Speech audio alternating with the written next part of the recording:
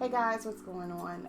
Welcome to speed painting, a little conversation from me to you. How about that? So, anywho, I have all this footage, okay, of me when I first started my YouTube page, and I would take little snippets of me painting parts of my paintings. So I have all this footage I found and little separate things all over my computer. It's a mess, but I'm going through it slowly, and I decided, you know what? Instead of me throwing this stuff out, how about I show it in a speed paint form and I talk to you, do a voiceover. You know what I'm saying? From me to you type deal. So I recently finished up one of the 6 small paintings that I have. I start painting, y'all, and sometimes if I'm not feeling it, I will put it aside. But amongst these big projects that are being submitted for jury contests and things, I do have videos of small fragments of videos of me painting part of my paintings. So I want to show you those. And one in particular I just finished is this genie painting. I do have to go over it some and fix a few things, but this is one of the paintings. This is the painting you're going to see today, where I did the genie bottle and the genie's face. Okay, so you're going to see this today.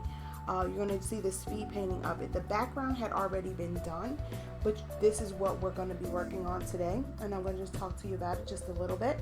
I do have other genie pictures. This one is finished.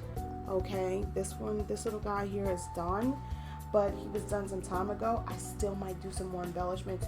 You know, it ain't done until it's sealed. You got me? So I'm going to be working on it at some point. I have other ones here. I have a few. I'm just going to show you. So this will also wind up being a speed paint. I'm going to finish this up, but I'll finish it up on camera so I can show you, and talk to you guys and visit with you as I'm preparing to do some vlog stuff. I'm going to also be showing you parts of my month at a glimpse. Yeah. So, anywho, back to these wonderful paintings. This one here is done. I did successfully finish this one. So, I love the texture on it. I had tried the cross-hatching texture. So, I did that on at least 3 of them. I choose to use smaller canvases to experiment with certain things. So, it worked out pretty well for me. This is another one I'll be showing a tutorial. I don't know. I don't want to say tutorial because I don't feel like I'll be teaching you much, but I'll be painting and talking. It's a painting conversation. I like it. I like it a lot. Okay, so that's another piece. Now for my upcoming Patreon page. Yes, I know I keep mentioning it because the more I say it, the more I know it's going to come true. I'm going to actually paint this one for my Patreon people. I may even try to do a separate sketch to show you how I achieved this using some of the references that I used. So, and just talking to you a little bit more in depth if you belong to my Patreon group. The tiers are not there yet. I didn't even tell you what the link is, but I'll probably start putting it down in the description box below. So once everything comes up, it's ready to go. My hopes are to have the tiers in place by November. So that only gives me a few days, guys. I don't even know how many days. I think that might be a lot of pressure on myself, but it at least gives me a total, not including today, but a total of 7 days to have my Patreon go active to know what I'll be able to give you. I don't do stickers. I would love to turn my stuff into stickers. I know my audience is still growing, but I would love to at least offer something to the people that are actually subscribed to me. I'm still just trying to figure out what I want to do, and I don't know. So I think I'm gonna have a voting thing. So maybe I'll do a wallpaper a month, or I do a special postcard a month only for my Patreon people. Different tiers. We'll try different things, okay? But anywho, so today I want to talk to you, and we're going to talk about possibly returning to your old work. Not your 9 to 5, no, your old paintings. So I'll see you in just a minute, okay? And we're gonna go talk, okay? Conversation over a speed paint. I like it. See you in a second. Hey, getting ready for this wonderful speed painting here, up onto this wonderful genie. So yeah, this is one of the mini genies, like I said, that I have. I decided to do the genies not because of Aladdin. I don't want people to think that. It was before Aladdin came out and before I even knew there was another Aladdin coming. My girlfriend had said, you better finish those genie paintings now that Aladdin's out. Well, I'm still Johnny come lately on this part, but I decided to come back to my old work because we have this saying, a return on finish. I actually heard that from someone else, but I will not mention their names here this time. But I heard that saying, return on finish. And so lately, I've been definitely trying to go back to my old work to finish it up. It's hard, it's not easy, but it's just something that needs to be done. And what I learned is the longer we leave our work unfinished, the more problems we have later on with feeling that we can complete other projects or bigger projects, because we have this invisible weight over us, like leaning over our heads. You don't really realize it until you've come to like your 20th painting and can't understand why you won't do the detailed parts or the smaller parts. Unless you're an abstract painter and you go all in at one time. Let me tell you, when you have little detailed parts like this genie painting, oh my gosh, I have felt like throwing this thing in the garbage. I felt like, when is the end gonna come? It's been like something really hard and really, difficult to just get through all in all. But successfully, I've been able to do it, knowing that there's an ending to it. And plus, it's another project completed, another probable source of income coming in. So I try to think of all the happy parts that will help me to get through the actual painting. So, returning to your work is not easy, but it is something that we have to do. You have to finish what you started. I do know some people that like to throw their canvases out.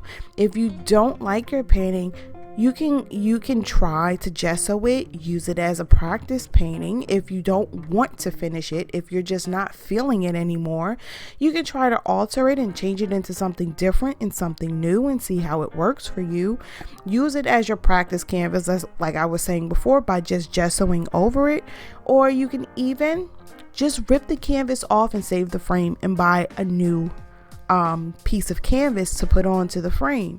So you want to save money. So don't worry if the artwork isn't coming out, or if you just don't like what you did in the past and you want to change it.